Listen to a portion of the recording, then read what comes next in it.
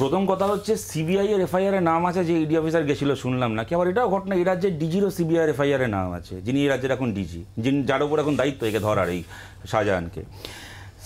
Police কত ভালো কাজ করেছে এই নিয়ে পুলিশকে যে সার্টিফিকেট দিচ্ছে প্রেস কনফারেন্স করে, তার রাজ্য পুলিশ এবং সিবিআই দুয়েরই কাস্টাডিতে চোর হিসেবে জেল খাটার ইতিহাস রয়েছে। সে এখন প্রেস কনফারেন্স করে বলছে পুলিশ কত ভালো কাজ করছে। যাক, আমি দু তিনটে কথা বলি।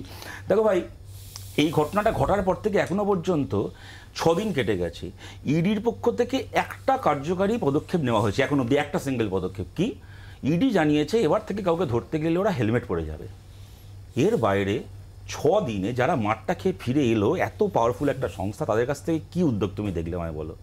আমি কথাটা এই কারণে বলছি, জেপি নাড্ডার গাড়িতে যখন ঢিল ছোড়া হয়েছিল, তোমার মনে থাকবে সভ্য, 24 ঘন্টার মধ্যে ওই জেলার পুলিশ সুপার এবং ওই জোনের ডিআইজিকে দিল্লি তলব করা হয়েছিল। আর এখানে 6 দিন হয়ে গেল মার খেয়েছি, এখনো পর্যন্ত তলব ফলব তুমি ছেড়ে দাও, একটা এমনকি গভর্নরের একটা কার্যকারী হস্তক্ষেপ হলো না। 3 নম্বর কথা হচ্ছে, শুভেন্দু অধিকারীকে আমি বলতে শুনলাম যে উনি জানেন শাহজাহান কোথায় আছে। ভাই, আপনি জানেন, তাহলে ইডি কেন জানে না? সিবিআই কেন জানে না? এনআইএ কেন জানে না? আপনার কাছে তথ্য থেকে দেখবেন, কারণ সেটিং ফেটিংয়ের ব্যাপার নিয়ে একটা লোকের নামে লুকআউট নোটিস জারি হয়েছে।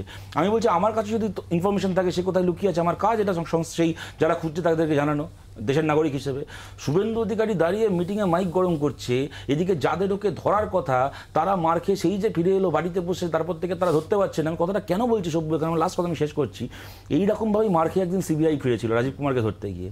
তারপরে কি হলো, সবাই নাকি রাজীব কুমারকে খুঁজছে, রাজীব কুমারকে খুঁজে পাওয়া গেল না। তারপর যখন ঘটনাটা ঠান্ডা হয়ে গেল, আস্তে আস্তে আমরা ভুলে গেলাম, তখন টুক করে রাজীব কুমার কোথা থেকে উদয় হয়ে গিয়ে আমাকে ধরা যাবে না এরকম একটা অর্ডার কোর্ট থেকে নিয়ে চলে আসে। সেই রাজীব কুমার আজ অব্দি আর করতে গেল না। অশোক, এখানে তো প্রশ্ন, শতরূপ যে প্রশ্নটা বারবার তুলছে যে শুভেন্দু অধিকারী জানেন, তাহলে ইডি সিবিআই জানে না কেন, পুলিশ জানে না কেন, ইডি কেন পুলিশের সামনে মুখ খুলছে না? গোটা বিষয়টা তো সাধারণ মানুষ কনফিউজ। চলছেটা কি? চলছে সারা রাজ্যে স্টেট স্পন্সর্ড ক্রিমিনালিজম।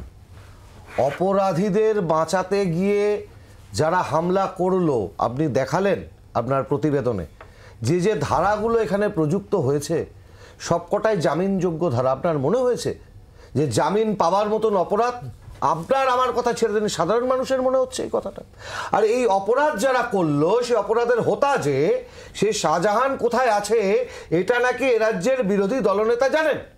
আপনি ভাবুন, এমন একটা ক্রিমিনাল, তাকে কোথায় লুকিয়ে রাখা হয়েছে সেটা আমি জানি, অথচ আমি একজন দায়িত্বশীল বিরোধী নেতা, দলনেতা, আমার যদি এত দূর জানার চেনার পরিধি থাকে, আমি কোর্টে গিয়ে হলফনামা দেব। যদি সততা থাকে, স্বচ্ছতা থাকে, আমি ইডিকে জানাবো, সিবিআইকে জানাবো। কথায় কথায় যারা প্রধানমন্ত্রীর কাছে দৌড়ে যান, অমিত শাহের কাছে দৌড়ে যান, তাদের কানে কানে গিয়ে তো বলে আসবেন অ্যাটলিস্ট।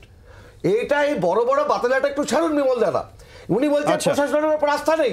আরে আস্থা নেই তো ভাই, করে দাও রাষ্ট্রপতি শাসন। ক্ষমতা থাকলে করো, দম থাকলে। আমি এই জায়গা থেকে তো তোমাদের দম নেই। বাংলার আওয়াজ, বাঙালির আবেগ, জি 24 ঘন্টা।